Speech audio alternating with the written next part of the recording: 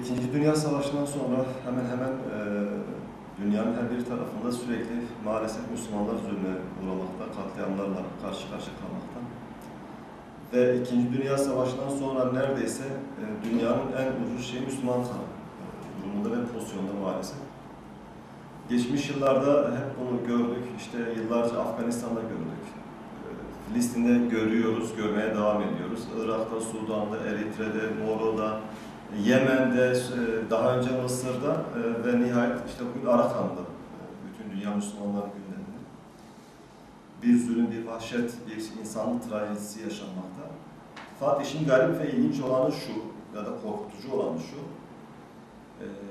diğer dünya, Avrupa özellikle Hristiyanlık alemi bu işin farkında değil, fakat İslam aleminin de bir kısmı sanki bu işin farkında değil. Çünkü bugün ulusal ajanslara baktığımız zaman, komşu ülkeler, İslam ülkelerindeki ulusal ajanslara baktığımız zaman maalesef diğer İslam ülkelerinin gündeminde böyle bir olay yok. Bir mesela Türkiye'nin gündemi var ki bu anlamıyla Türkiye'li Müslümanlar olarak gerçekten şanslıyız, duyarlılığımız itibariyle.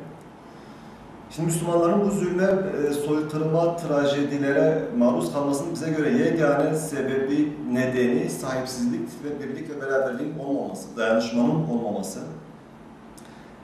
Zulmü yapanın yanına kar kalıyor olması. Yani Rusya yıllardır işte önce Afganistan'da sonra Çeçenistan'da zulüm yaptı ve yanına kar kaldı. Kimse hesap sormadı, soramadı. İsrail aynı şekilde, Amerika aynı şekilde ve bugün işte nihayet Budistler ki daha önce Hindularla beraber özellikle Hindistan'da, Keşmir bölgesinde yıllardır karayan bir yer.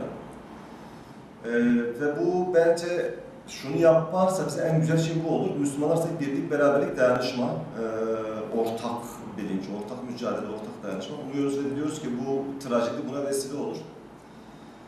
Diğer taraftan evvelsi gün itibariyle, yani hafta içi itibariyle bizim Memursen Genel Merkezimiz Mazlum Der'le beraber ve diğer yardım kuruluşuyla beraber tüm Türkiye genelinde Arakan'daki kardeşlerimize, Müslüman kardeşlerimize bir yardım kampanyası düzenlenmiş bulunuyor. Ve bugün ulusal gazetelerde de vardı gerçekten. Özellikle Bangladeş'e sığınan Müslümanların yaşadığı izdihamlar bir torba yardım alabilmek için. Umuyoruz ve diliyoruz ki bugün Cuma namazı sonrası Diyanet İşleri Başkanı bütün Türkiye'de bir yardım kampanyası başlattı. İHA'dır, Deniz Fener'de kimse yok mudur ve diğer bütün aklıma gelen gelmeyen bütün İslam kuruluşu inanıyorum ki bu insanlara yardım elini uzatacaktır. Yalnız bir hatırlatma olsun isterseniz Müslümanlara, o da şu anda aslında özellikle güney kentlerimizde, Mardin, Urfa, Gaziantep, Kilis, Hatay'da da çok yoğun bir şekilde bir Suriyeli mülteci dramamız var. Ve bence bu insanlar unutulmamalıdır. İnanıyorum ki Müslümanlar Somali'ye, efendim söyleyeyim Filistin'e yardım ettikleri gibi Arakanlı Müslümanlara da gereken yardımı yapacaklardır. Ve inanıyoruz ve diliyoruz ki vicdanı olan bütün dünya sesini yükseltip bu zulme dur diyecektir.